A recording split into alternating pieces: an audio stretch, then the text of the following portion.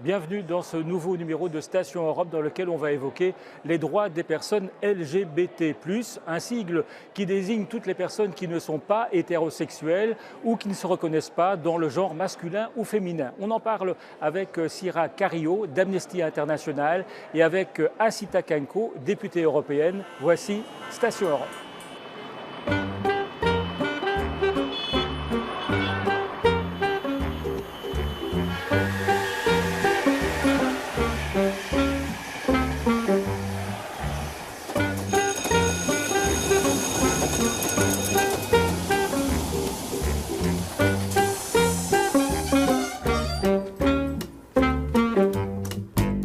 On se retrouve sur le plateau du Parlement européen à Bruxelles et d'abord je vous présente Asita Kanko. Merci d'être avec nous. Vous êtes députée européenne, membre de la NVA, écrivaine également. Vous avez notamment publié La deuxième moitié, un plaidoyer pour un nouveau féminisme et vous défendez les droits des personnes LGBT+.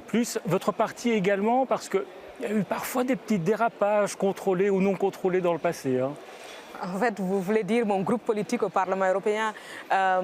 Heureusement que chacun a son opinion. En tout cas, dans mon parti, et jusqu'à il y a peu, le vice-président de mon parti est un homme homosexuel marié et qui a plusieurs enfants. Donc, qui vient maintenant de devenir PDG d'une société. Donc, on a une position tout à fait claire au niveau des droits des personnes LGBT+. Malheureusement, ce sont des droits qu'il faut encore défendre aujourd'hui. On croirait que c'est tout à fait normal d'assumer et d'avoir le droit de vivre sa sexualité, mais on remarque encore beaucoup de stigmatisation en Europe. Et Theo Franken, quand il disait il y a quelques années, il se moquait des hommes qui portaient une sacoche, qui s'épilaient, qui se maquillaient. Bon, il y a prescription, hein, ça date... Il faut croire que Théo a peur de s'épiler, c'est tout. Ça fait Alors, mal. Avec nous également Sira Carillo, vous êtes psychologue, coordinatrice à Amnesty International sur les questions d'orientation sexuelle et de genre. Alors la Belgique, je l'ai vu, est classée dans le top 3 des pays européens qui sont les plus protecteurs au niveau des droits en faveur des personnes LGBT+. Vous applaudissez, tout va bien ? Alors, c'est quelque chose à applaudir. Effectivement, on est dans les top 3 grâce à cette classification de l'association ILGA Europe. Malheureusement, l'année dernière, on était le 2e. Donc, on voit qu'il y a quand même des choses qui ont changé. On a toujours besoin de continuer à défendre et à protéger les personnes LGBTQ+, des discriminations, et on voit qu'il y a des petits pas qui se font. On est effectivement dans le top 3, mais on ne peut pas s'arrêter là. Quand vous dites des petits pas, c'est quoi par exemple? La ville de Bruxelles a adopté un plan en faveur des personnes LGBT+, 35 mesures pour lutter contre les discriminations dans tous les secteurs, l'accès au logement, l'accès au marché du travail. Ça, c'est un plus. Ça, ce sont des petits pas qui font avancer les choses, qui permettent d'un côté de sensibiliser la population pour éviter, prévenir la discrimination des personnes LGBTQ+, dans de nombreux aspects de la vie. Ça peut être en éducation, au travail ou dans la rue, par exemple. Mais c'est aussi pouvoir former les personnes qui vont former les autres pour vraiment finir avec cette discrimination qui est si centrée sur l'orientation sexuelle, l'identité de genre et les caractéristiques sexuelles des personnes. Asita Kanko, comment on fait pour lutter contre les discriminations? Ça passe par quoi? Quelles mesures concrètes vous préconisez? Moi, je pense qu'il faut très rapidement interdire ce principe de thérapie pour convertir les gens vers une autre orientation sexuelle. Oui, ça c'est un grand débat en Belgique, c'est les thérapies de conversion. Oui, donc, voilà. Ce sont des thérapies qui sont menées par des psychologues ou des soi-disant psychologues qui essaient de convaincre en fait les personnes homosexuelles à devenir hétérosexuelles. Et il faut le dire, en France, tout récemment, ça a été interdit. En Belgique, pas encore. En Belgique, pas encore. Et je pense qu'il faut l'interdire très rapidement. Mais pas seulement l'interdire sur papier, il faut aussi implémenter. Parce que imaginez, si on essaie de forcer les personnes hétérosexuelles à devenir homosexuelles, évidemment qu'on ne peut pas l'imaginer. Donc pourquoi est-ce qu'on accepte qu'on fasse ça à des personnes qui ont le droit aussi d'avoir leur vie, d'avoir leur droit à l'autodétermination, et en les stigmatisant, on les expose à toutes formes de violence parce qu'alors ils sont agressés dans la rue, ils sont discriminés sur le lieu du travail, et donc il y a beaucoup de conséquences qui sont liées à ça. Maintenant, on a tendance parfois à dire oui, ça se passe seulement ailleurs, mais il y a de très bonnes familles en Europe, à Paris, à Bruxelles, à Amsterdam, qui sont homophobes, qui n'aiment pas en fait que les gens aient une orientation sexuelle différente. Donc moi j'invite tout le monde à se dire, si c'était un membre de votre famille, comment allez-vous le traiter ou la traiter? Comment allez-vous traiter des personnes qui veulent juste avoir la liberté d'aimer et d'être aimées comme elles sont? Sira Carillo, vous êtes psychologue, c'est quoi cette thérapie de conversion? Alors, cette thérapie de conversion, c'est quelque chose qui a été inventé il y a longtemps. Il ne faut pas oublier que jusqu'à, malheureusement, assez récemment, il ne fait même pas 30 ans, l'homosexualité était considérée comme une maladie mentale, comme un trouble mental. Par l'OMS, l'Organisation mondiale de la par santé. le DSM, donc le livre, un peu la Bible des psychiatres. Et on s'en sort un petit peu de ça, mais il reste quand même des courants qui pensent encore que l'homosexualité est une déviation, mais effectivement, c'est complètement pas éthique de maintenir ces thérapies. Je soutiens vos propos, madame, parce qu'effectivement, il faudrait interdire ce type de pratiques. Il y a vraiment en Belgique, à Bruxelles, des psychologues qui pratiquent ce type de thérapie? Alors, c'est peut-être que je me côtoie avec des personnes qui sont vraiment droits dans ce schéma, mais je ne connais pas des personnes qui le font. Malheureusement, ce n'est pas non plus quelque chose qu'on va annoncer, puisque comme ce n'est pas éthique et qui va contre notre déontologie, j'imagine que ce n'est pas très bien annoncé. Alors, le Parlement européen a décrété que tout le territoire de l'Union européenne était une zone libre LGBT+. Bon, on est dans le symbole, là, c'est pas une mesure pratique, ça, c'est un message politique. En fait, c'est un message qui est à la fois symbolique et politique. Pourquoi? Il y a l'aspect symbolique qui consiste à dire, écoutez, nous, on exprime fortement notre soutien pour les personnes LGBTQIA+. Et en même temps, il y avait des propositions concrètes dans la résolution. Il y avait des conséquences aussi pour les États membres qui n'allaient pas respecter ces principes. Donc il y a tout ça qui va ensemble. Donc moi je crois qu'en politique, il faut le symbole, mais il faut aussi la pratique. Et il faut un suivi après ça. Il ne faut pas juste brandir des slogans, mais également dire, voilà, vous devez le faire ou sinon il y aura des conséquences. Mais vous savez, ce n'est pas que la loi qui va résoudre le problème, ce ne sont pas que des propositions politiques qui vont résoudre le problème, c'est aussi un changement profond dans la société à travers l'éducation, à travers le soutien qui est apporté sur le terrain, à travers le dialogue et à travers le courage de se regarder dans un miroir. Qu'est-ce qu'on voudrait, nous, est-ce qu'on traite les autres comme on veut qu'on nous traite? Maintenant, je constate aussi, d'autre part, une tendance, moi je discute beaucoup avec des adolescents sur le terrain qui me disent, nous, on veut cette liberté. Mais je constate d'autre part aussi des enfants qui se retrouvent sous pression, comme si c'était à la mode de dire, je suis gender fluide. Comme si c'était une mode. Mais vous savez, ce n'est pas comme acheter des baskets, c'est très sérieux. Donc je veux aussi qu'on explique que cette conversation est sérieuse et qu'il s'agit de qui on est. Qu'on ne peut pas juste coller une étiquette parce que ça fait plaisir. Il s'agit vraiment de qui on est. Alors, quand vous parlez d'actions concrètes, vous pensez également à la formation des policiers qui sont obligés à certains moments de recevoir des victimes d'actes homophobes. Oui. Ça, c'est quelque chose qui est primordial selon vous? Oui, je pense à la formation des policiers sur le terrain. Je pense également aux médias, à ce qu'on peut communiquer comme message. Donc moi, j'aimerais qu'on sponsorise plus de messages qui expliquent aux gens qu'il faut respecter quand même l'orientation sexuelle des gens, tout comme on a fait des publicités sur d'autres sujets à la télévision. Donc on pourrait très bien soutenir cela davantage. Et enfin, il faut également, au niveau des parcours d'intégration, expliquer aux gens qui viennent peut-être de pays où au niveau de la religion, je pense notamment à l'islam, où on est contre l'homosexualité juste parce qu'on estime que c'est impur, qu'on leur explique que c'est une vie normale, une personne homosexuelle a tous les mêmes droits qu'une personne hétérosexuelle. Et donc ça, on doit l'inclure sérieusement dans le parcours d'intégration et expliquer ça aux nouveaux arrivants, parce qu'on sait qu'à Bruxelles, dans certains quartiers, c'est beaucoup plus dangereux de se promener main dans la main quand on est un couple du même sexe que dans d'autres. Et donc ce n'est pas un hasard. Oui, c'est ce que disait d'ailleurs un membre de votre parti. Il s'appelle Gilles Verstraeten, il est conseiller communal à Anderlecht. Et il disait tout récemment, je n'ose pas me promener avec un homme main dans la main à Keurugem. Voilà, quelqu'un comme Gilles Verstraeten qui est député, qui est une personne homosexuelle, n'est pas en sécurité s'il se promène avec son amoureux dans ce quartier-là. Et donc ce n'est pas un hasard. Donc il faut qu'on travaille aussi à une forme de cohésion sociale pour qu'il n'y ait pas des quartiers où les gens ont tous les mêmes coutumes et les mêmes habitudes parce que ça augmente le niveau de pression sociale. Et Molenbeek, Keurugem, c'est des endroits dangereux pour les personnes homosexuelles. Sira Carillo, d'accord ou pas d'accord? Il y a des quartiers dangereux à Bruxelles pour les homosexuels? Alors je pense qu'il y a des quartiers dangereux un peu partout et je ne viserai pas non plus par rapport à une religion ou l'autre parce qu'il ne faut pas oublier non plus que toutes les religions, les grandes religions monothéistes en tout cas, ont quand même eu leur avis sur l'homosexualité, sur les personnes transgenres et la transidentité.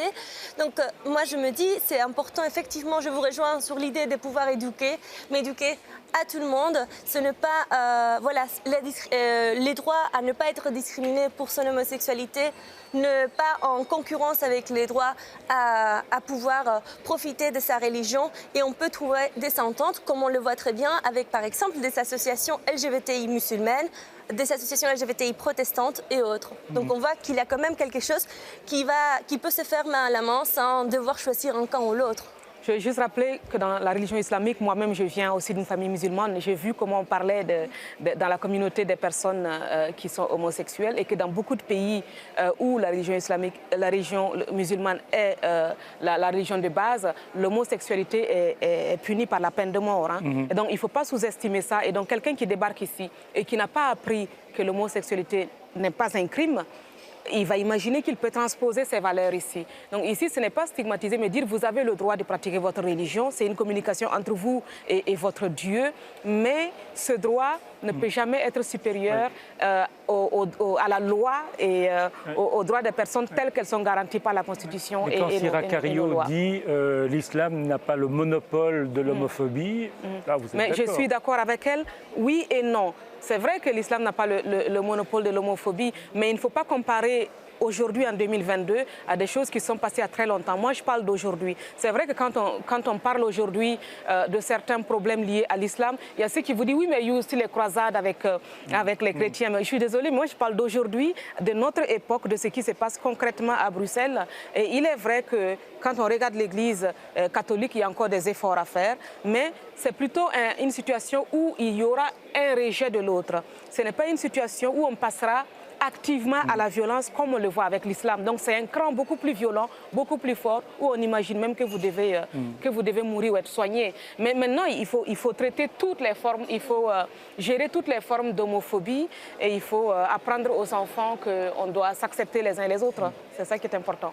Effectivement, c'est très aberrant qu'il y a quand même 11 pays dans le monde qui condamnent à la peine de mort l'homosexualité, parmi les plus ou moins 109 qui interdisent et qui criminalisent l'homosexualité, n'étant pas les 69 en entier des confessions musulmanes. Il y a un peu de tout et je suis complètement d'accord qu'il y a certaines personnes, certaines familles dans lesquelles c'est très difficile, mais on voit aussi des changements. Moi, par exemple, je pense à la fondation Ihsan Jarfi, ici en Belgique, à Liège, qui est faite et qui est organisée. C'est une fondation qui a été créée par une personne de confession musulmane et qui a créé le refuge. Je ne sais pas si vous connaissez les refuges ici, et ça existe aussi en France.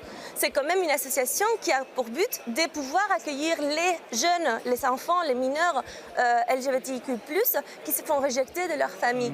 Donc on voit bien qu'il y a quand même des choses qui changent, oui. Et c'est super chouette. Mais c'est pas, moi je ne dis pas qu'il n'y a pas de personnes musulmanes qui font des choses extraordinaires. Il y en a dans toutes les religions. D'ailleurs, je reçois ici au Parlement européen Ayaan Hirsi Ali, qui est musulmane, qui a grandi en Somalie, qui a été excisée, qui a été mariée de force à un homme qu'elle n'avait jamais vu, qui n'était même pas présent, sans même qu'elle soit présente le jour du mariage. Donc il ne faut pas il faut pas, parce qu'il y a une hirondelle, imaginer que c'est le printemps qui arrive. Et donc, ce qui se passe ici, c'est qu'il y a quelques personnes qui font des choses extraordinaires. Ça n'enlève pas le fait qu'il y a une discrimination structurelle au sein de ceux qui pratiquent l'islam de manière radicale vis-à-vis des femmes et vis-à-vis des personnes LGBTQIA+. Et là, il faut prendre ça au sérieux parce que Ayaan Hirsi Ali, elle est menacée de mort, elle est sous protection depuis 20 ans, et simplement parce qu'elle a dit que les femmes sont dominées au sein de l'islam. Et donc, je dis, c'est un exemple. Et il y en a d'autres qui ont parlé de l'homosexualité. Et donc, ça ne change rien que quelqu'un ait ouvert un refuge. Ce que moi, je vois, c'est qu'on peut être menacé de mort parce qu'on a une opinion sur les droits des femmes et sur les droits des homosexuels et qu'on est musulman. Et je reçois des menaces aussi pour mes opinions là-dessus. Pour revenir à ce que disait Asita Kanko sur la formation des policiers, c'est quelque chose qui est essentiel. Ce sont eux qui recueillent les plaintes de personnes qui sont victimes d'actes homophobes. C'est quelque chose qui est primordial selon vous? Effectivement, il ne faut pas oublier que c'est l'obligation des États de protéger tous les êtres humains. Donc voilà, nous quand on parle des droits humains, on pense que c'est effectivement les États qui doivent le mettre en place et la police fait partie des corps des États qui vont recevoir en premier. Et ce n'est pas facile, que ce soit pour une personne qui a souffert une agression, une violence, une agression sexuelle. Tout cela, c'est très important de pouvoir mettre en place une déformation pour pouvoir accueillir. Il y a aussi, par exemple, ça existe en Belgique, mais c'est en réseau européen, la Rainbow Cops, qui vont être des associations qui vont pouvoir soutenir ce type de formation. Mais effectivement, la formation est indispensable pour mieux accueillir les personnes et ne pas venir criminaliser la victime. Et là, vous avez l'impression que dans une ville comme Bruxelles, on est attentif à cette question-là en particulier? On est plus attentif que dans d'autres lieux, ça c'est sûr et certain, mais c'est vrai que ça reste encore un travail à faire. C'est dans le programme en tout cas voilà. du plan d'action en faveur des personnes LGBT. Maintenant, il faut que ça se concrétise. Effectivement, c'est un plan, c'est un chouette plan. On voit que les choses avancent. Maintenant, on veut des faits et on veut que ça se traduise pour une évolution aussi au sein de la population et au sein des instances politiques. Alors, Asita Kanko, au sein de l'Union européenne, on le sait, il y a deux pays qui sont pointés du doigt, c'est la Pologne et la Hongrie, qui sont accusés effectivement de faire la chasse aux homosexuels en quelque sorte. Il y a une loi notamment anti-LGBT en Hongrie. Il y a eu un référendum tout récemment en Hongrie qui a été invalidé parce que les Hongrois ne sont pas allés voter pour ce référendum. Vous analysez ça comment, ce référendum qui n'a pas recueilli beaucoup de succès de la part de la population hongroise? Mais je pense que ça démontre que ce n'est pas une des préoccupations premières de la population hongroise, que leur préoccupation première, ce n'est pas d'aller stigmatiser les personnes LGBT+, et que c'est plutôt Orban qui fait sa propagande. Maintenant, ça n'enlève pas le fait que c'est quand même très grave. Et j'ai toujours dit qu'il fallait séparer les dirigeants hongrois de la population hongroise. Donc ce n'est pas parce qu'un chef d'État se comporte d'une certaine manière que les gens qui habitent là-bas sont d'accord avec lui. Les Russes ne sont pas Poutine non plus. Et donc là, je pense qu'il y a quand même un soutien. Je suis allée à la Gay Pride à Copenhague, je suis allée à Budapest aussi l'année dernière. J'avais beaucoup de gens qui venaient de ces pays-là et qui étaient présents et qui soutenaient les droits des personnes LGBTQIA+. Donc aujourd'hui, on pointe évidemment du doigt la Pologne et la Hongrie. Je pense que le risque, effectivement qu'il faut prendre en compte ce qui se passe. On a mis beaucoup de pression sur la Pologne. On sent qu'il y a quand même des avancées. Maintenant, il ne faut pas oublier de regarder ailleurs. Nous sommes 27 États membres. Oui. Et l'année dernière, il y a eu une personne homosexuelle qui a été brutalisée en Belgique. Il y a même eu des gens qui ont été tués dans d'autres pays européens. Donc il ne faut pas aller zoomer sur un seul endroit au niveau de l'Europe et oublier tous les efforts qui doivent être faits ailleurs. Et donc ça reste quand même. Il n'y a pas qu'en Pologne et en Hongrie qu'il y a des discriminations. Non, il y en a partout. Il y en a partout et il faut les combattre. Et je reviens aussi à ce que Madame disait sur l'éducation. Je pense que parfois, une conversation à avoir, c'est aussi avec les parents. Quand votre enfant arrive à la maison et vous fait son coming out, il faut savoir à qui s'adresser pour savoir comment soutenir votre enfant. Et ça, c'est quelque chose qui est un peu moins tabou aux Pays-Bas, par exemple. Donc je me dis, le niveau de tabou dans une société peut donner l'impression que tout le monde est pour les droits des LGBTQIA+, alors qu'il y a une silencieuse qui éprouve beaucoup de haine. Et donc je pense qu'on remarque un autre niveau de tabou si on va aux Pays-Bas ou en France, par exemple. Donc c'est ça aussi, il faut faire gaffe, je crois. Alors, on va quand même revenir un moment sur le cas de la Hongrie parce qu'on va écouter Pierre Karlerskin, qui est député européen, qui est vice-président d'un intergroupe ici au Parlement européen qui travaille sur les droits des personnes LGBT+. Et je lui ai demandé ce qu'on pouvait faire pour obliger Viktor Orban à retirer sa fameuse loi anti-LGBT+. Écoutez-le. Pour le moment, on a trouvé un moyen qui semble à peu près efficace, même s'il y a encore du travail à faire. Il y a l'idée que nous poussons, en particulier dans mon groupe Renew Europe, qui est que pas de fonds européens si vous ne respectez pas les valeurs européennes. Dans la charte des valeurs fondamentales, les discriminations en fonction de l'orientation sexuelle sont prohibées en Europe. Et donc ce que l'on dit, c'est que les fonds européens qui soutiennent beaucoup l'investissement public, en Hongrie par exemple, en Pologne aussi, c'est la moitié de l'investissement public, pourraient être gelés. C'est le cas d'ailleurs, par exemple sur le plan de relance, sur un sujet un peu plus large, mais dans les régions qui s'étaient déclarées des zones sans LGBT, eh bien, les fonds ont été bloqués. Retour sur notre plateau au Parlement européen. Asita Kanko, d'accord, on peut punir financièrement la Hongrie, c'est un bon moyen de pression? Je pense qu'il faut punir financièrement, mais ce n'est pas suffisant. Moi, je plaide aussi pour un dialogue, je plaide pour une sensibilisation, je plaide pour le soutien de la population hongroise pour les valeurs européennes, parce que ça, il ne faut pas oublier qu'ils sont aussi de notre côté. Mais si on brandit uniquement l'arme financière, ça ne suffit pas, parce qu'il n'y aura pas un changement profond. Donc je pense qu'il faut tenir compte de Vous dites ça parce que la Pologne fait partie de votre groupe politique au sein du Parlement européen? Non, pas du tout. La Pologne fait effectivement partie de mon groupe politique, mais il y a aussi la Pologne dans le groupe PPE. Donc il y a un peu partout des gens qui viennent de différents pays. Enfin, le parti au pouvoir, en tout cas, moi, je dis il ça fait partie parce de que votre groupe politique. Je suis le parti Fidesz, donc le parti de Orban, était pendant les 20 dernières années au PPE. Oui. Maintenant, ils sont non inscrits, mais ils ont fricoté ensemble pendant 20 ans sans problème, et maintenant ils sont non inscrits. Mais je dis ça, je dis qu'il faut un dialogue en plus de cette arme financière parce que il faut produire un changement durable et il faut l'accompagner dans la société. Donc quelque part, si tu enlèves vraiment ton arme la plus forte, tu n'as plus vraiment de moyens de pression. Donc il faut aller tout doucement et pas sortir le bazooka tout de suite. Mais effectivement, il faut une pression dans les différents États membres, mais également un dialogue. Je suis vraiment pour ça parce que c'est comme ça qu'on va atteindre un changement beaucoup plus profond. Et d'ailleurs, je ne comprends pas pourquoi ça peut déranger quelqu'un, que quelqu'un d'autre ait une autre orientation sexuelle. Je n'ai franchement jamais compris. Si quelqu'un à côté de moi a une autre orientation sexuelle, moi, ça ne me dérange absolument pas. Et je dois dire que je suis très jalouse des lesbiennes. J'aurais aimé en être une.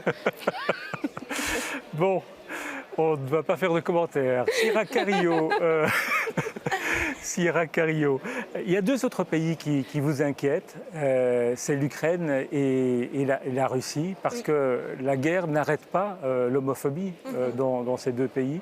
Qu'est-ce qui vous inquiète en particulier ?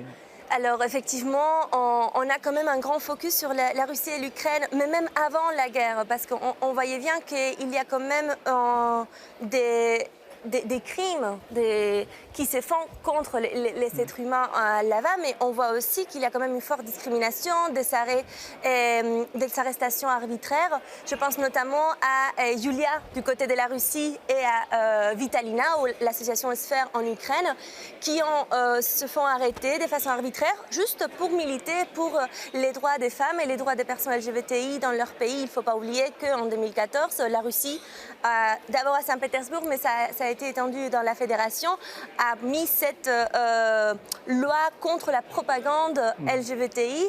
Il ne faut pas oublier qu'en Russie, l'homosexualité n'est pas interdite, n'est pas criminalisée, mais par contre la propagande, le fait de pouvoir dire que je suis homosexuelle, le fait de pouvoir éduquer dans les écoles, le fait de pouvoir prendre soin des personnes LGBTI, ça, c'est criminalisé. Mais ça, c'est très semblable à la loi hongroise, en fait. Oui, effectivement, on voit bien que le gouvernement hongrois a voulu suivre un petit peu dans cette ligne qui avait, on va dire ça comme ça, marché en Russie et qui met en péril la population LGBTI. Et il y a plusieurs militants en faveur des droits LGBT+, qui sont en prison en Russie. Qui sont en prison, qui sont harcelés, qui sont agressés ou qui se font arrêter de façon arbitraire dans la rue. Ou par exemple le cas de Yulia Svetkova. qui, voilà, maintenant, elle a la possibilité d'être à la maison, mais elle a été quand même arrêtée. Elle a été quand même arrêtée à domicile, mais et là, il n'y a pas de jugement pour l'instant. Donc on voit qu'il y a des choses qui n'avancent pas trop. Une raison de plus de ne pas trop aimer Vladimir Poutine. Ah, oui, je pense qu'il y a beaucoup d'autres raisons encore. Mais je voudrais rappeler aussi le cas de la Turquie, où il y a un citoyen français d'ailleurs qui est en prison depuis plusieurs années, je pense qu'il s'appelle Azoulay. On a demandé au Parlement européen déjà que l'Union européenne le soutienne, qui, parce qu'il est homosexuel, a été abusé sexuellement en prison, a subi des pressions parce qu'il est juif également, à se convertir à l'islam et des tas de choses. Et donc, il y a eu des difficultés dans les universités, mais je reviens partout dans le monde, que ce soit en Ouganda où on peut aller en prison, où on peut se faire tuer, même où je suis née au Burkina Faso. Vous savez, quand j'étais adolescente, j'ai lu dans le journal que des personnes homosexuelles avaient été arrêtées et je ne savais pas ce que ça voulait dire. Je dis mais c'est quoi? Ah mais ce sont des criminels, qu'on m'a répondu. Mais non, je sais aujourd'hui que ça ne l'est pas. Et pourquoi? Grâce à l'éducation. Donc je crois qu'on peut tous apprendre à être ouverts. Je n'ai pas envie de dire tolérant parce qu'on n'a pas besoin de tolérer. Ils ont le droit d'exister. Donc on a besoin d'apprendre à accepter que l'autre soit différent. Et on parlait de l'Ukraine. Là aussi, durant la guerre, les droits des personnes LGBT peuvent être remis en cause. Comme dans toute situation de guerre, on voit bien que c'est quand même une situation très difficile. Il ne faut pas oublier que les personnes LGBTQI+, du fait de toutes ces discriminations, sont aussi parfois dans des situations assez difficiles au niveau financier, que ça n'a pas été très facile pour tout le monde de pouvoir sortir du pays. Ils ne savaient pas les moyens, donc ils sont quand même une population plus vulnérable. Et donc effectivement, la guerre n'a pas du tout aidé. Heureusement qu'il y a des associations comme celle militée par Vitalina Koval qui ont aidé à se faire sortir des personnes LGBTI de l'Ukraine pour sortir de la guerre. Sira Carillo, Asita Kanko, merci de vous être arrêté à la Station Europe. N'oubliez pas que si vous voulez devenir homosexuel, il y a peut-être des thérapies de conversion à l'envers. Non, mais on va sauver les personnes en Ukraine, en Hongrie, mais aussi à Bruxelles, à Molenbeek, à Kuregem et un peu partout. Merci à vous d'être venu sur le plateau de Station Europe. Merci à Pascal Simard et à toute l'équipe ici au Parlement européen d'avoir réalisé cette émission. Et on se retrouve dans 2 semaines pour un nouveau numéro de Station Europe.